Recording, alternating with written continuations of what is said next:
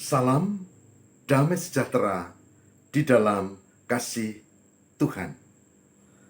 Saudara, dalam RHI kali ini, renungan hari ini, saya Pendeta Lukas Eko Sukoco dari Padepokan Diakonia Mitra Kinasih GKJ Purworejo akan mengangkat satu tema, yaitu menghadapi kesedihan. Menghadapi kesedihan. Pernah ibu bapak dan saudara menghadapi kesedihan? Pasti pernah ya. Atau mendampingi orang yang sedang sedih. Ada banyak rangkaian peristiwa selama saya melayani hampir 32 tahun. Kesedihan demi kesedihan. Saya sedang jalan pagi bersama istri dan sengaja kami jalan agak jauh, kemudian mampir di salah seorang warga, tapi juga sahabat kami yang baru saja melahirkan, baru beberapa hari, belum genap 8, belum genap 35 hari. Dan kami dengar dia kecapean dan sakit. Ya, ibunya juga sakit. Sementara bapaknya malah sedang sakit keras di rumah sakit. Jadi konsentrasi orang serumah itu kepada bapak dan kepada ibu, sementara ibu muda yang baru melahirkan ini otomatis kurang mendapat perhatian. Saudara, saya coba untuk mendampingi dan saya tahu dia sedih. Kelahiran cucu pertama di keluarga itu dalam kondisi yang tidak ideal. Seolah-olah itu yang dia rasakan, itu dicuekin. Saudara, kami mendengar ceritanya.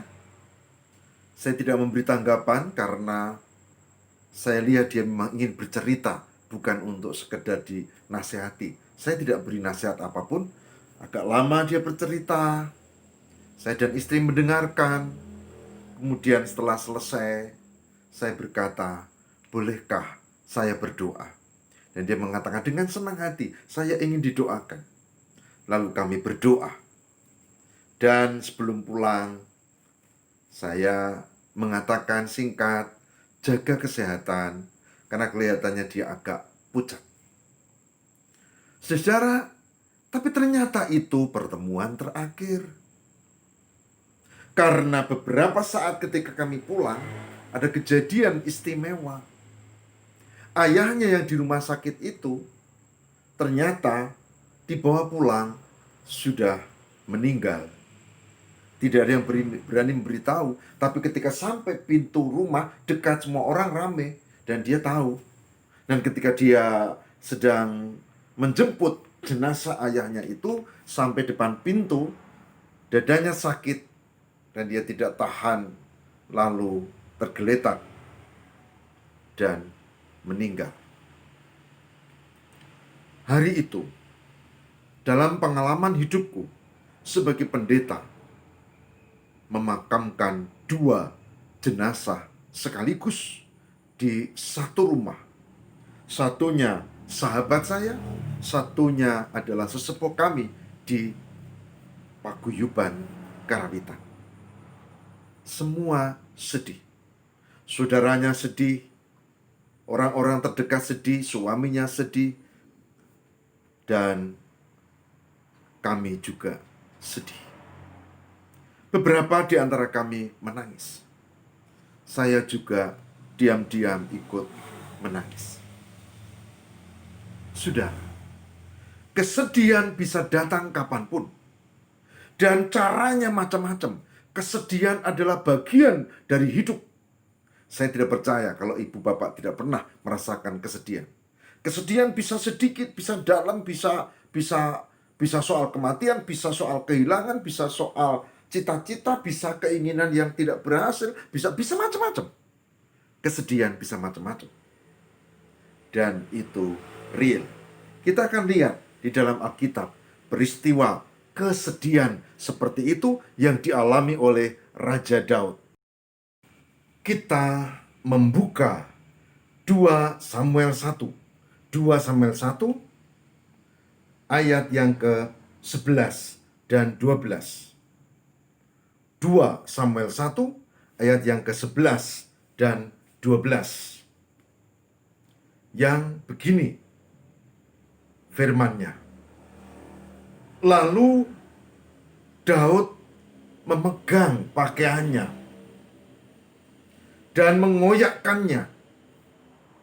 Dan semua orang yang bersama-sama dengan dia berbuat demikian juga.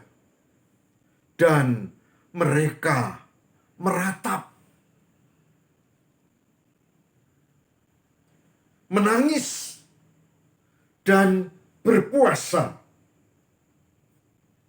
sampai matahari terbenam karena Saul, karena Yonatan anaknya, karena umat Tuhan, dan karena kaum Israel, sebab mereka telah gugur oleh pedang. 2 Samuel 1 ayat 11 dan 12. Mereka meratap, mereka menangis, mereka berpuasa, mereka mengoyakkan pakaiannya sebagai tanda perkabungan. Saudara, ayat ini sangat penting. Karena yang pertama, kesedihan, duka harus dihadapi. Kita tidak diajari untuk lari dari kenyataan itu. Supaya tidak sedih, lalu minum, mabuk. Tidak. Itu bukan ajaran Alkitab. Alkitab mengajarkan hadapi kesedihan itu. Hadapi dengan tangisan, dengan berpuasa, dengan simbol duka. Kalau di sini mengoyakkan pakaiannya. Kesedihan memang harus dihadapi kalau itu datang. Bahkan tangisan harus dilakukan kalau memang harus menangis. Tidak peduli ibu bapak pejabat, tidak peduli saudara-saudara itu laki atau perempuan, tidak peduli. Tapi ketika itu terjadi, Alkitab mengajarkan hadapi. Hadapi. Dan jangan kita lari dari kenyataan. Kesedihan adalah bagian dari kehidupan. Ada suka, ada duka. Itu yang pertama. Yang kedua, saudara. Yang kedua, kesedihan ini dihadapi dalam rangka menghayati kasih kepada sesama. Di sini Daud kepada Yonatan sahabatnya dan juga kepada Saul yang juga adalah mertuanya sebetulnya. Jadi, yang tidak punya rasa kasih tidak akan bisa berduka. Tapi yang punya empati, rasa kasih akan bisa menghayati kedukaan seperti ini. Jadi, yang pertama harus diterima, yang kedua harus berlandaskan cinta kasih. Yang ketiga, ada kata berpuasa. Dan ini kaitannya dengan Tuhan. Bahkan diungkap bahwa ayat 17, ayat berikutnya, Daud menyanyikan nyanyian ratapan ini karena Saul dan Yonatan anaknya, dan seterusnya. Jadi, untuk kesedihan tidak hanya dengan tangisan, malah kadang menjadi nyanyian. Nyanyian bukan sekedar nyanyian, tapi nyanyian yang terkait dengan kasih dan Tuhan. Jadi, hari ini kita belajar. Kalau sedang sedih, hadapi. Jangan munafik, jangan pura-pura tegar. Kalau memang mau menangis, menangislah.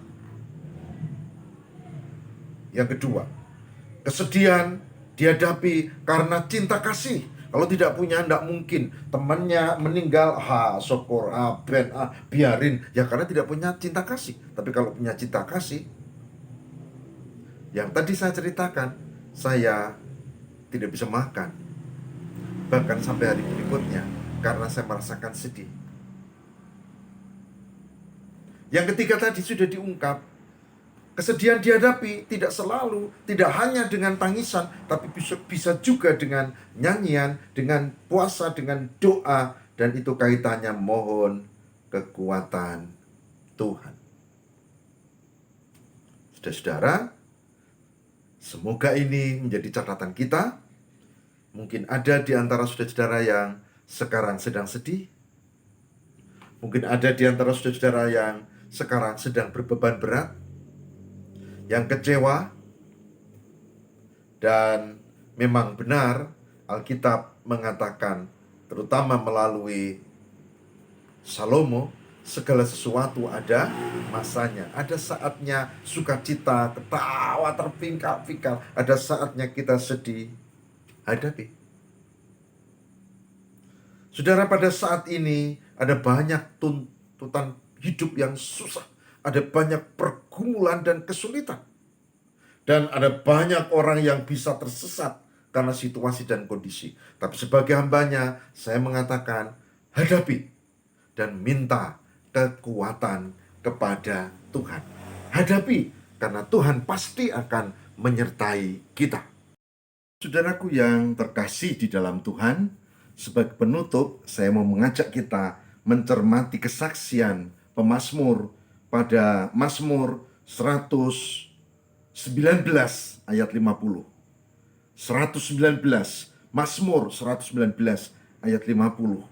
Dan ini yang kuimani ketika hidup dengan dinamika, dengan kedukaan, dengan kesedihan, dengan beban dan kesulitan. Yang demikian sabdanya. Inilah penghiburanku dalam sengsaraku, bahwa janjimu menghidupkan aku. Saya ulangi. Inilah penghiburanku dalam sengsaraku, bahwa janjimu menghidupkan aku. Singkatnya, di tengah kesengsaraan, kesulitan, kesedihan, dan masalah, kita memegang janji Tuhan, bahwa Tuhan ya dan amin, bahwa Tuhan menyertai kita, bahwa Tuhan akan menolong kita. Dan itu yang dipegang oleh pemazmur, Mazmur 119 ayat 50. Dan itu juga yang kupegang. Maka ketika menghadapi penderitaan, kesulitan, tantangan seperti pemazmur, saya juga belajar untuk bertahan. Dan yakin bahwa Tuhan menolong. Semoga ibu bapak juga dimampukan seperti itu. Mari kita bersama-sama belajar. Amin. Mari kita berdoa. Tuhan, berkatilah supaya kami mampu menghadapi kehidupan, termasuk kesedihan, kedukaan, pergumulan yang berat.